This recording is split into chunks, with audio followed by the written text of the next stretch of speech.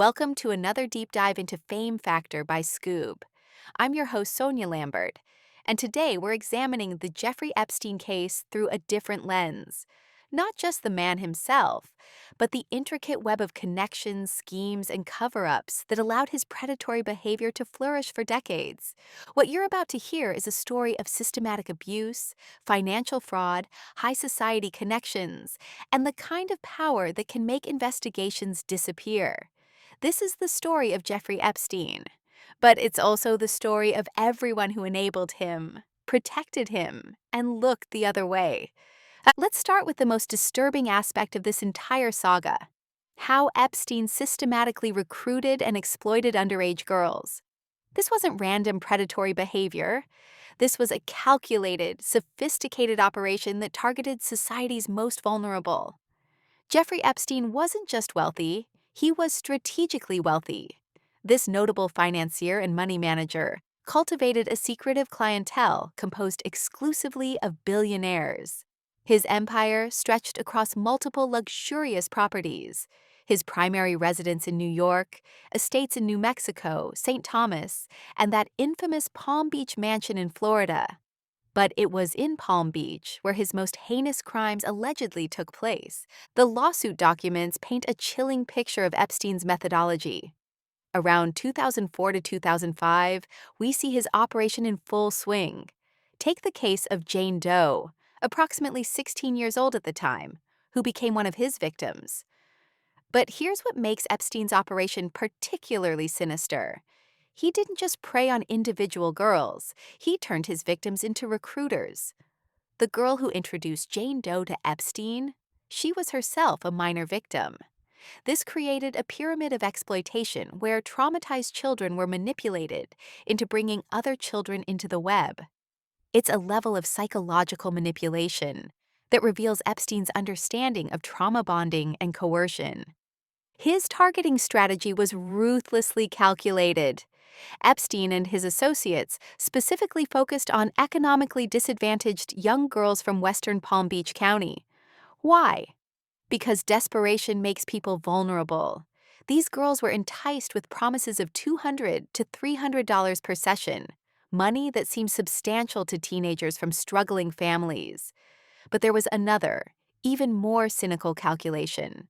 Epstein believed these girls were less likely to report his crimes, and if they did, they'd be considered less credible against a man of his wealth and status.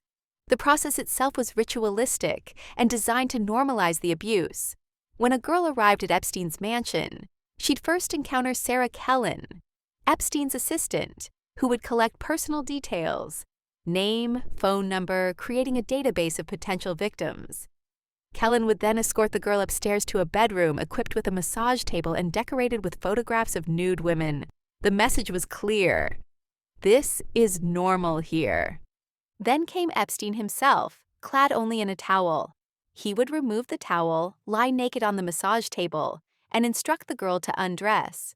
What followed were various acts of sexual abuse, including masturbation and inappropriate touching. This pattern repeated across different locations: Florida, New York, and his private island, Little St. James. What's particularly disturbing is how this operation continued for years, with new victims constantly being fed into the system through this recruitment model. Each girl who survived the experience was potentially coerced into bringing others, creating an ever-expanding network of abuse. Now, let's talk about how Epstein infiltrated the highest levels of Palm Beach society and his connection to one of the most famous private clubs in America, Mar-a-Lago. Mar-a-Lago itself has a fascinating history. Originally the opulent estate of Marjorie Merriweather Post, a wealthy heiress, this 20-acre property sits less than 2 miles from Epstein's residence on El Brillo Way. When Donald Trump acquired the property, he faced significant opposition from the Palm Beach Town Council over his plans to convert it into a private resort. Interestingly, this opposition persisted despite the existence of other Palm Beach clubs with notorious histories of excluding Black people and Jews, clubs that faced far fewer regulatory hurdles. Trump's response was characteristically theatrical. He sent each council member 2 movies: Guess Who's Coming to Dinner featuring Sidney Poitier confronting racial bias, and Gentleman's Agreement, which addresses anti-Semitism. It was Trump's way of calling out the hypocrisy. Once successful, Trump boasted to the Washington Post about Mar-a-Lago's status. Whether they love me or not, everyone agrees the greatest and most important place in Palm Beach is Mar-a-Lago. Membership came with a hefty price tag, a $100,000 initiation fee plus $14,000 in annual dues. Here's where Epstein enters the picture. Despite never officially joining the club, Epstein had unrestricted access to Mar-a-Lago facilities through Trump's friendship with Ghislaine Maxwell. Think about that for a moment. This arrangement gave a predator access to one of the most exclusive social venues in Palm Beach, complete with wealthy members and their families. This access eventually led to Epstein's downfall at Mar-a-Lago, though not through any systematic investigation. A young club member had an unsettling encounter with Epstein after being invited to his residence while at the club. Epstein allegedly tried to convince her to undress. When the girl told her affluent father, he immediately alerted Trump, who consequently banned Epstein from Mar-a-Lago. But here's the critical detail. Because there was no formal complaint filed, law enforcement never got involved. This pattern of wealthy, powerful people handling Epstein's behavior internally, without involving authorities, would repeat throughout his criminal career. The Mar-a-Lago connection becomes even more significant when we consider Virginia Roberts' story. Working as a changing room assistant at the club, Roberts encountered Ghislaine Maxwell, who enticed her with the idea of becoming a massage therapist. When Virginia told her father, who worked as Mar-a-Lago's maintenance manager, he saw no issue with Maxwell's proposition and drove her that very day to Epstein's house. This reveals how Epstein and Maxwell used legitimate high-status venues like Mar-a-Lago as hunting grounds, approaching young women in environments where their presence seemed normal and trustworthy. Let's shift now to how the truth about Epstein began to emerge through investigative journalism, and why his reaction to these investigations revealed so much about his priorities and fears. Ward, an investigative journalist, spent considerable time consulting various sources who had concerns and questions about Jeffrey Epstein. Some were actively involved in lawsuits against him, while others had previously served with him on prominent boards. What emerges from her investigation is a picture of a man who left troubling impressions wherever he went. A person who observed Epstein's brief tenure on the board of Rockefeller University described him as arrogant. Meanwhile, a prominent investment manager was puzzled by Epstein's notable absence from New York's trading floors, commenting on how unusual it was for someone of his supposed stature to leave no visible trace in the financial world. This absence of a legitimate financial footprint would become a recurring theme in questions about Epstein's wealth. Ward's investigation wasn't superficial. She delved into substantial legal documents, including an interview Epstein had with the Securities and Exchange Commission following his exit from Bear Stearns. She traveled to a federal prison in Massachusetts to extensively interview Stephen Hoffenberg, a connection we'll explore more deeply later. But here's what's most revealing about Ward's investigation: Epstein's reaction to it. Throughout her reporting, Ward noticed that Epstein seemed less troubled by what she discovered about his financial affairs than by what she uncovered regarding his interactions with women. His inquiries to her focused repetitively on one question: "What do you have on the girls?" This tells us everything about what Epstein feared most. Not exposure of financial crimes, not revelations about his business practices, but specifically exposure of his abuse of young women and girls. Ward's investigation uncovered disturbing details about Epstein's social gatherings. She encountered a young woman who recounted being invited to a party at Epstein's townhouse by Ghislaine Maxwell. At this event, there was a notable disparity in gender. Women far outnumbered men. But these weren't the kind of women typically seen at social gatherings on the Upper East Side. Many appeared foreign and were dressed exotically. This same source had attended a cocktail party hosted by Maxwell that was also attended by Prince Andrew. She described the event as teeming with young Russian models, noting that some attendees were dismayed by the scene. This paints a picture of Maxwell as a procurer, organizing events specifically designed to provide Epstein and his associates with access to young, potentially vulnerable women. One of Ward's sources, who had previously worked with Epstein, described him as increasingly reckless, attributing this to his wealth and suggesting it was causing him to break a personal vow to avoid media exposure. Especially after the media attention from his trip with Bill Clinton, this source suggested Epstein was likely facing a difficult position. In her reporting for the Daily Beast following Epstein's arrest, Ward elaborated on what she had discovered regarding Epstein's interactions with women. She detailed brave first-hand accounts, including 3 on-the-record testimonies from a family, a mother and her daughters from Phoenix.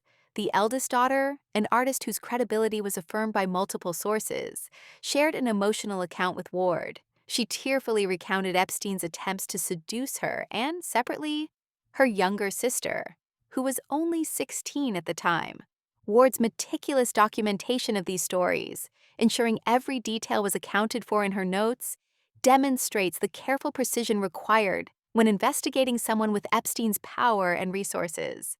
Now we come to one of the more bizarre aspects of Epstein's social climbing: his partnership with Al Seckel and their organization of the so-called Mindshift Conference. This story reveals how Epstein used academic and intellectual prestige to launder his reputation. In January 2012, Al Seckel became a point of interest due to his connections with Jeffrey Epstein as partners in organizing the Mindshift Conference.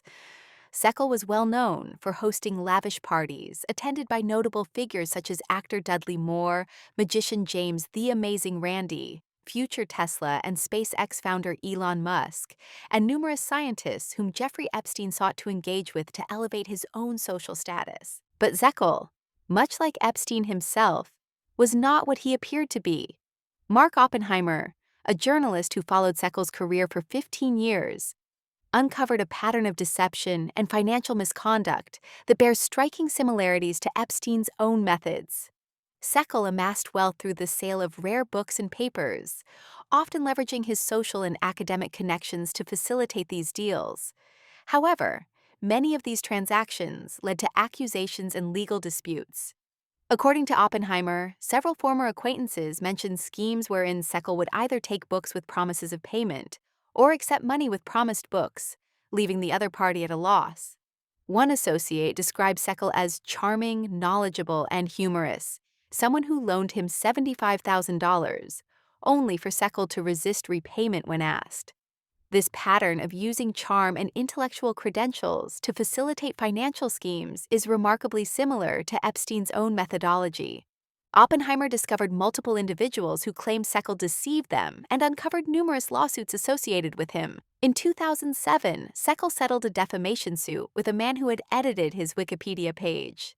Years later, Oppenheimer spoke with Seckel's attorney, who confirmed a favorable settlement had been reached, but noted that Seckel still owed him legal fees.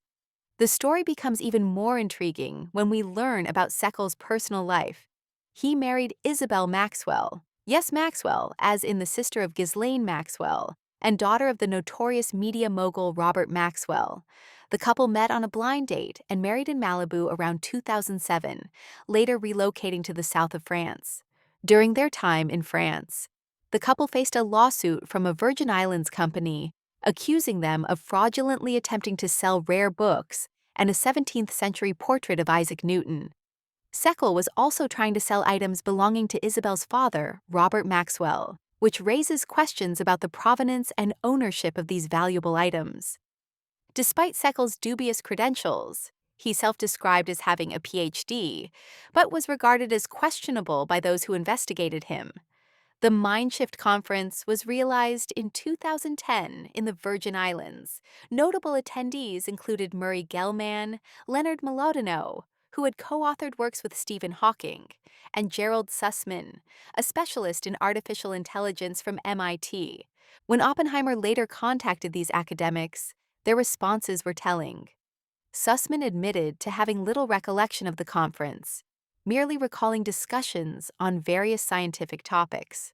More significantly, when Oppenheimer inquired whether Sussman had given Seckel any money, Sussman became defensive. This partnership between Epstein and Seckel reveals a crucial aspect of Epstein's strategy: surrounding himself with people who could provide intellectual and social credibility, regardless of their own questionable backgrounds. The Mindshift Conference allowed Epstein to present himself as a patron of science and learning, while potentially identifying new targets for exploitation or manipulation.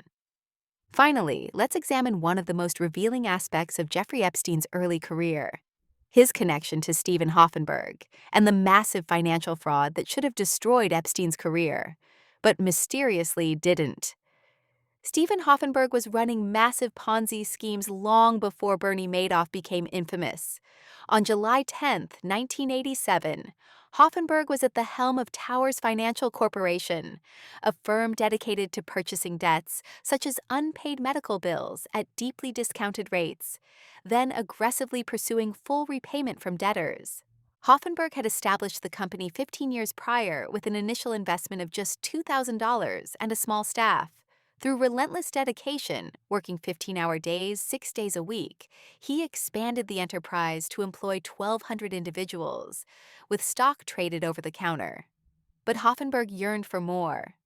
With roots in Brooklyn and no college degree, Hoffenberg was an outsider in the elite world of Wall Street. Seeking respect and insight into the financial sector's intricacies, he allied with Jeffrey Epstein, an options trader formerly associated with Bear Stearns. For Epstein's expertise, Hoffenberg compensated him with $25,000 per month as a consultant. During the 1980s, greenmailing was a potent strategy among major financiers, acquiring shares in companies that appeared susceptible to takeovers, forcing executives to repurchase these shares at a premium to fend off hostile takeovers. Although risky, this strategy often yielded substantial profits. Hoffenberg harbored aspirations of acquiring Pan-American World Airways.